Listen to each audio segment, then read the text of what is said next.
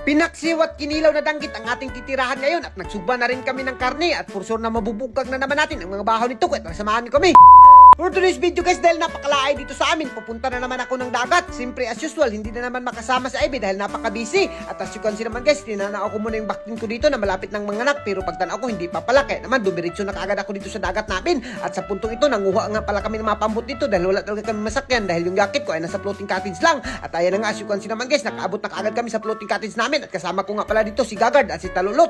At sa puntong ito, hindi na kaagad kami nagpadugay-dugay dyan dahil talagang didigamuhin na namin yung madala namin dito. At meron nga pala kaming napalit dito na danggit na napaka-presko pa at nagpalit na rin si Gagard dito ng karne na napakasarap naman talaga sugbahin. At sa puntong ito guys, nagdungag muna kami ng kanon dyan dahil wala kaming baon na bahaw. At sa puntong ito guys, inuna muna namin paghinaw itong aming papaksiwin dahil talagang napakalangan to at kailangan pang himbisan. At siyempre hinugasan ko na nga rin dito at binutang ko sa kalderin dahil isusunod na natin to pagkatapos ng sinugba at pagkatapos ng dinungag natin. At siyempre si Tatulot, nahiwa niya na nga rin yung mga danggit natin na kinilaw na napaka-presko at napakasarap pa talaga. At sa puntong ito, nagtadtada rin kami ng mga lamas dyan para isagol sa ating pinaksiw para ready susalang na talaga yan. Naku, alam nyo ba guys, yung mga ibis na yan, napakasarap talaga yan paksiwin dahil napaka-presko pa talaga. Nasugat namin yan doon pag-aabgi namin dito sa dagat.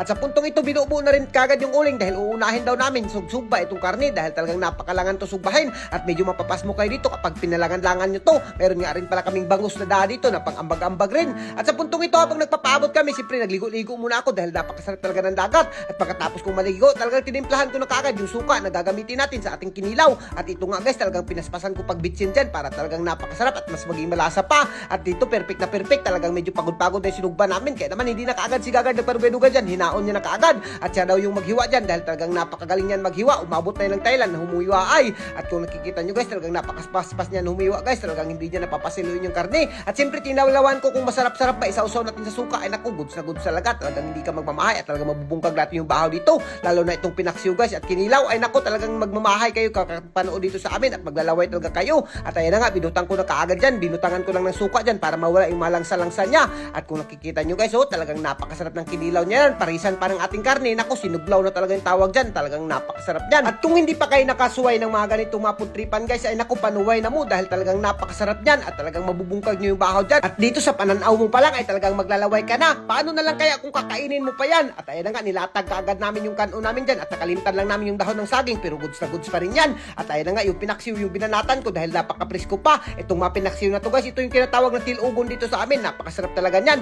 at hinubuan lang talaga namin pagkain yan para mas makabuylo talaga kami. At kaming tatlo nga lang pala kaming magkasama dito kaya naman walang sasaw talaga at hindi kami naghahanutan sa pagkaon. At pero naku, talagang nabubungkag rin namin yung mga bahaw dito na pasok-pasok pa. At siyempre kapag dating sa talaga sa dagat guys, ay talagang hindi yan magpapalupig itong mga ganitong mga pagkain guys. Talagang hindi ka magmamahay kapag ito yung natilawan mo at talagang mabubungkag natin yung mga bahaw dito. Kaya naman guys, kung umabot ka sa video na to ay naku, testingan nyo yung mga food trip na mga ganito guys. Napakasimple lang pero naku, talagang hindi ka magmamahay dahil napakasarap naman talaga at hindi mo talaga mapapasaylo yung bahaw sa ganito kasarap. Pati ako nga, hinapaan ko na nga yung pinaksiw dyan. Yung pinaksiw talaga yung pinaka-idol ko dito pagdating sa dagat guys. Iwan ko ba kung bakit. At sa puntong ito guys, tapos na kami kumain kaya nagsawm-sawm muna kami. At hanggang dito na lang muna kami at yung ginahan ka sa mga video namin, huwag mo nang kalimutan i-like and i-share para mas marami pa tayong food trip. Thank you and God bless you all. Mabuhay kayong lahat yan mga idol. Hanggat gusto nyo.